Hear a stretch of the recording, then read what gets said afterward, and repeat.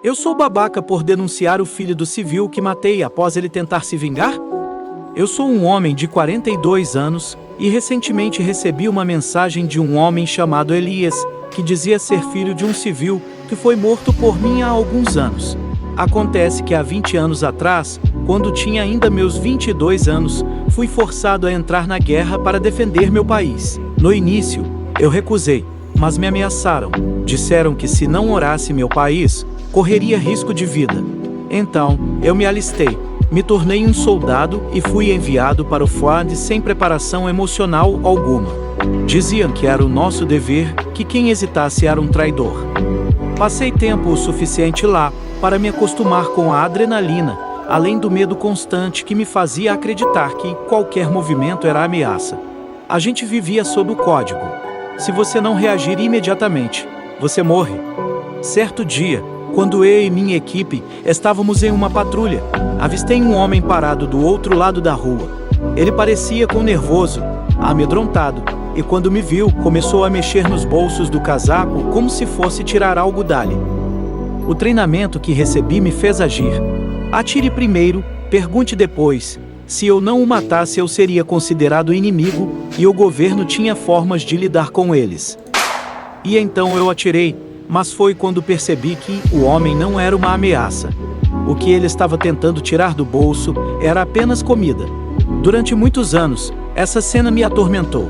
Mas quando voltei para casa, decidi que finalmente era a hora de seguir em frente. E agora, após tantos anos procurando por mim, Elias, o filho do civil que matei, apareceu na minha porta, buscando por vingança. Tentei explicar para ele como a coisa funcionava. Não tive escolha. Era matar ou ser morto. Mas ele não queria saber das justificativas ou das pressões que sofri. Ele só me via como um assassino. Ele me ameaçou. Disse que não se importava se precisasse fazer justiça com as próprias mãos. Nos dias seguintes, fiquei em pânico.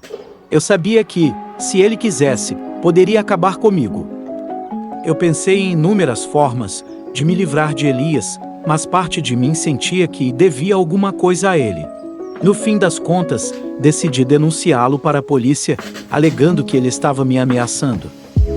Quando o levaram, percebi que Elias e nenhum outro civil jamais entenderia que ou também era uma vítima daquele sistema, da guerra, das imposições de um governo que me forçou a cometer atrocidades.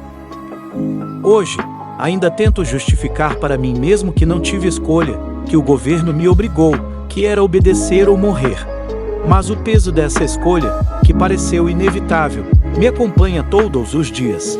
Talvez eu tenha traído não só a ele e ao pai dele, mas a mim mesmo.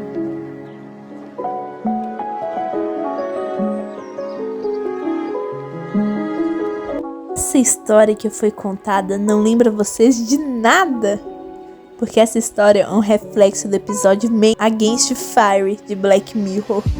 Esse episódio aborda os efeitos de um dispositivo neural que permite visualizar o mundo com algumas melhorias estratégicas. Nesse episódio, o protagonista Strip e seus amigos de equipe fazem parte de uma organização militar que caça e extermina alguns mutantes que são conhecidos como baratas. No entanto, após algumas falhas no dispositivo neural, conhecido como MES, o Strip ele percebe que as baratas na verdade são seres humanos que são considerados geneticamente inferiores e que o MES na verdade manipula as percepções, as visões do Strip, fazendo com que as vítimas se virem coisas monstruosas. Isso é uma forma de reduzir a empatia dos soldados e facilitar o extermínio dessas pessoas.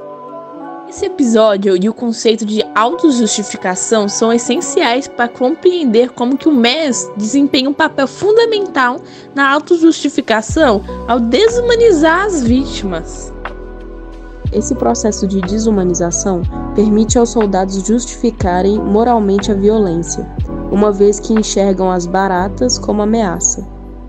A autojustificação é o processo pelo qual uma pessoa sente a necessidade de justificar suas atitudes, ações e comportamentos, tentando achar uma justificativa que minimize a sua responsabilidade e culpabilidade. É um mecanismo de defesa psicológica que nos permite manter uma imagem positiva de nós mesmos, mesmo quando nossas ações não estão de acordo com os nossos valores éticos e morais. Se você parar pra pensar na história do soldado que foi contada, ele acabou matando um civil inocente e ele procurou justificar dizendo que o governo obrigou ele a fazer isso. Ele estava se auto-justificando. Em O Animal Social, Elliot Aronson explora como as pessoas buscam justificar seus atos e crenças para evitar a dissonância cognitiva, ou seja, o desconforto de agir de forma incoerente com seus valores. O conceito de autojustificação que ele descreve se refere à tendência de racionalizar ações para manter uma autoimagem positiva, mesmo quando essas ações são moralmente questionáveis. Esse processo permite que as pessoas minimizem a culpa e reduzam o confronto com sua própria moralidade. No episódio, vemos claramente o conceito de autojustificação de Aaron em ação. Através do dispositivo MES, os soldados eles conseguem justificar suas ações violentas, pois ao verem as baratas como monstros, eles eliminam o conflito moral que surgiria ao exterminar seres humanos. Isso ilustra o que o Aronson descreve, a necessidade de encontrar justificativas que protejam a autoestima e evitem a dissonância cognitiva. Com o MES, os soldados mantêm uma imagem de si mesmos como heróis, em vez de assassinos, ao mesmo tempo em que a autoridade militar reforça essa narrativa. Men Against Fire mostra como a manipulação da percepção facilita a autojustificação, permitindo que atos moralmente questionáveis sejam racionalizados como necessários ou até nobres. Depois do que foi dito, vocês ainda têm a mesma visão sobre quem foi o babaca na história? Vocês acham que o soldado poderia ter procurado outro jeito para solucionar o problema de Elias ao invés de simplesmente denunciá-lo? Porque, querendo ou não, ele foi responsável pela morte do pai do Elias. Você acha que ele não estava apenas procurando um jeito de justificar os assassinatos que ele cometeu apenas para ele não se sentir um assassino? Ou você acha que ele é apenas mais uma vítima da guerra?